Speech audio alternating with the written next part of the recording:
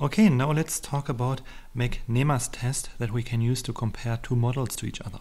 So how is it different from the cross-validation that we talked about last week when we did the model selection? So the difference here is that we are not looking at the training set and do the cross-validation to tune the model and select the best one. Here we assume we have an existing model, for example, a classifier, machine learning classifier, let's say published in literature, and you have access to it, let's say via a web app, or it has been uploaded on GitHub, and you want to compare your model to this classifier based on the test set. So with McNemar's test you can compare two classifiers to each other based on a test set performance. So just for context, McNemar's test was introduced by Quinn McNemar in 1947, a long time ago. It's a non-parametric statistical test for paired comparisons, and we can use it to compare two machine learning classifiers to each other. So here in this table, it's just like the big picture, the different types of tests. So in another class I'm teaching this semester, for example, we work mostly with Gaussian data, where we have here in this case the very basic case of the one sample student t-test, where we compute, for example, the population mean or estimate the population mean from the sample mean and compare to a reference value. Then we have also the case where we compare a pair of groups, for example, the two sample paired t-test, or here where we compare two unpaired groups. That would be, for example, the independent two sample t-test. These would be the most basic statistical tests for Gaussian data, but here we are not talking about Gaussian data, we are talking about paired nominal data. So the nominal data, categorical data here, would be the predictions, the zeros and ones, whether a prediction is correct or incorrect, so the 0-1 loss. And paired because we look at two models on the same test set here, so we can use that procedure to compare the performance of two classifiers to each other. So here's just a quick overview.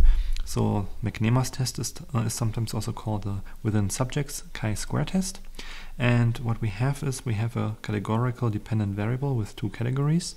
This would be our prediction, whether it's correct or incorrect. Then we have a categorical independent variable with two related groups. So that would be model 1 and 2. And the pairing is through using the same test set. So we compare model 1 and 2 on the same predictions or class labels, and for that we use a version of a 2x2 confusion matrix. Why am I calling that a version of a 2x2 confusion matrix? That's because it's not the typical confusion matrix we will encounter in machine learning, for example in the next week when we talk about performance metrics. So here the 2x2 confusion matrix is a special matrix for this McNemar test. It's not the typical one, because usually when we talk about confusion or about a confusion matrix, we talk about a matrix for one model, for a single model, that lists the false positives, true positives, false negatives, and true negatives. So you've probably also seen that in the context of statistics, when you see the table showing you the type 1 and type 2 error, where you have the false positives as a type 1 error and the false negatives as a type 2 error and so forth. Here we have two models in the confusion matrix instead of just looking at the performances of one model. So we have the case where we have model 2 and model 1, and here, for example, A would be the count of predictions that both model 1 and model 2 get correct. So by that I mean, for example, if we have true class labels 1, say 2 and 0, these are my true labels, and then I could have model 1, the predictions, they could be 1, let's say 1 and 2, and then model 2 could predict, let's say 1, 2 and 1, and then in this case this would be the number of predictions, here in this case 1, that both model 1 and 2 get correct. So this would be my A. Then I have a case where model 1 is correct, model 2 is wrong. So if I would look at my quick drawing here, only this case, there's no case where model 1 is correct and model 2 is wrong. So in this case, this would be a 0. Then we have the case where model 1 is wrong and model 2 is correct. So this would be, for example, here. So here 1 is wrong because the true class label is 2, and model 2 is correct. So here this would be also 1. And so if we have a data set, a test data set, we would tabulate these counts in this table here, in this McNemar 2x2 confusion matrix. So, and then, using this 2x2 confusion matrix, we can do many things. The trivial thing is we can compute the accuracy of a model. For example, for model 1, we can compute the accuracy as a plus b divided by a plus b plus c plus d. So that's the total number of examples in the test set. So a plus b plus c plus d, let's call that n. And then for model 1, A and B are the cases where model 1 is correct, right? So this is where the model is correct. So this A plus B divided by n should give us the accuracy, the prediction accuracy of model 1. And similarly, we can compute the prediction accuracy of model 2 by looking at A and C. So this would be these cases where model 2 is correct. And so these are trivial, these are just the accuracies. Where it gets interesting is how or where model 1 and model 2 differ. So the interesting ones are actually these diagonal ones, because these are the ones where model 1 and model 2 differ. For example, here model 1 is correct, model 2 is wrong, and here model 1 is wrong, and model 2 is correct. No, sorry. B is where model 1 is correct and model 2 is wrong, and C is where model 1 is wrong and model 2 is correct. So this way around. So just as shown here on the row and column labels. Okay. Yeah, to make it more interesting, I have a concrete example here with actual numbers. And so for you, it's maybe also interesting just to compute this before telling you this. So what is the prediction accuracy of the models 1 and 2 for subpanel A and subpanel B? So what I mean is computing the model 1 accuracy in subpanel A, model 1 accuracy in subpanel B, and so forth. So I would maybe pause the video now and then fill in these blanks here. So if you have done that, you can compute the accuracy of model A in subpanel A by just looking at the cases where model 1 is correct, right? So this would be this case. So this would be 99.7 and so forth. So you can, I think, fill out the rest. So just looking at subpanel B, this would be also 99.7. And now for model 2. So for model 2, we would have 99.6, and here we would also have 99.6. So you can see the performance of model 1 and model 2, the difference is exactly the same for the two subpanels. However, you can see these numbers look substantially different from each other. I mean, not substantially, but slightly. So to summarize, model 1 got 11 predictions right that model 2 got wrong. So here we have model 1 making 11 predictions correct that model 2 got wrong.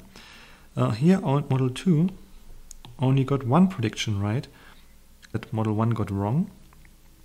So there's a 11-to-1 ratio. And so what do you think? Does model 1 perform substantially or significantly better than model 2? So that might be something we can address by running a McNemar's test. And in subpanel B, we have now the case where this ratio is 25-15. So you can see here 11-to-1, and here it's 25-15. So in case B, is the model 1 substantially better than model 2?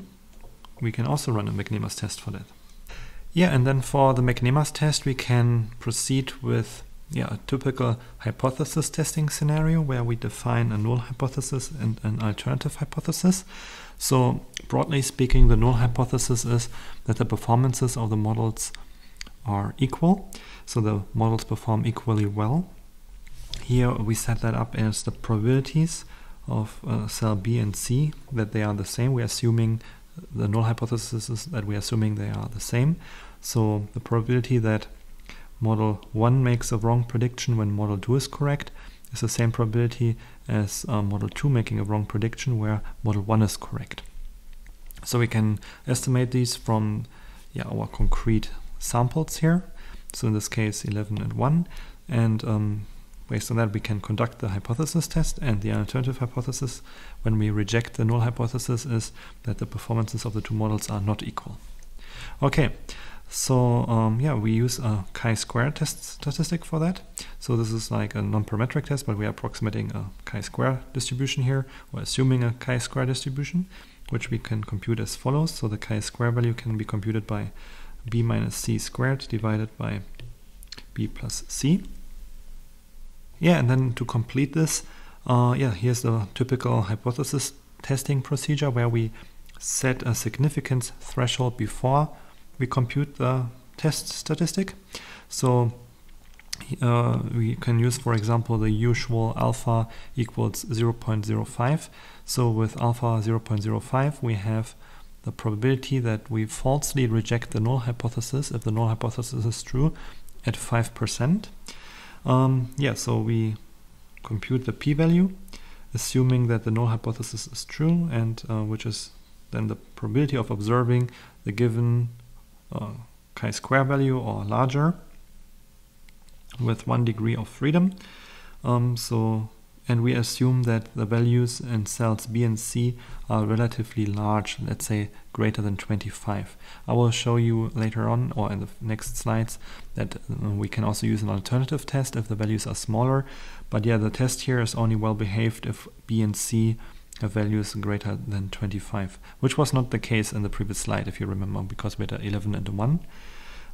So if the p-value is lower than our chosen significance level, we can then reject the null hypothesis that the two models' performances are equal, and we can choose to accept the alternative hypothesis, which is saying that the performances of the two models are not equal. So it's just a general hypothesis testing procedure here, nothing new to you, I hope. Okay, so if we would apply McNemar's test to these two scenarios, if we would compute the chi-square values, like I said, it's probably not the best idea, because here it's not the case that we have here, also not that B and C are greater than 25, but if we would do that nonetheless, what we would get for scenario B here is a p-value of 0.11. So, and because 0.11 is greater than our significance threshold, which we set at 0.05, in the right case here, on the right hand side, we won't reject the null hypothesis. So here we don't reject the null hypothesis and assume that the null hypothesis is true, basically that the performances of model 1 and 2 are the same in scenario B here. In scenario R, we get a larger chi-square value, which means that we get a smaller p-value. So in this case, the p-value is 0.0039, and this is substantially smaller than 0.05. So we have moderate to strong evidence that the performances of model 1 and model 2 are not the same. So we can say that in this case the model performances are not equal. Notice now this is different from just looking at the accuracy values, right? If you recall from before, the performance of model 2 in both cases was 99.6, right? If I look at these two cells, and so this would be M1, model 1, and for model 2, no, this is the other way around. So model 2 is 99.6 and model 1 is 99.7%. Handwriting is really bad here. Oops. So by just looking at the accuracies here, we would say in both cases model 1 is better than model 2, but maybe this little difference is not significant. It's maybe just due to chance. So with McNemar's test, we can say that in case B, the difference of the performances is due to chance, and in scenario A, it's maybe not due to chance. So this is just what a statistical testing procedure gives us. now just briefly some additions to McNemar's test. So one is the continuity correction. So it's just only 1 year after McNemar published the McNemar test. Alan Edwards proposed a continuity corrected version, which is just subtracting the -1 here. So reducing the absolute value of the difference BC by unity. So it's better behaved then. We won't go into the details here. If you're interested, you can check out the paper. But yeah, for the sake of time, we won't dive into these types of details in this class here.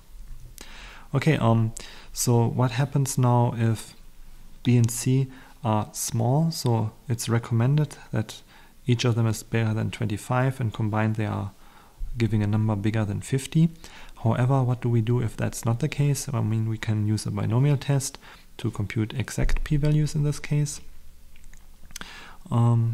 This makes especially sense if the values for B and C are small, because if they are small, the chi-squared value from the McNemar's test may not be well approximated by the chi-square distribution. Yeah, so here's the equation for computing the exact p-values via the binomial test. We won't cover the binomial test in this course. You probably have heard about this in another statistics course before. If not, it's always a good idea to read more into this, but for this class here, it's not super important to do it right now. So I don't want to go into that tangent now. You can write this down on your to-do list of things to look up one day, because it's just a good thing to know.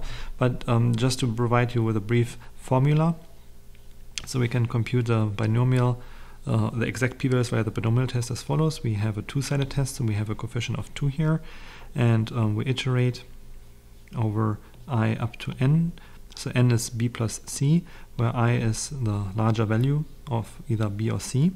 So here we have a binomial coefficient, and choose I.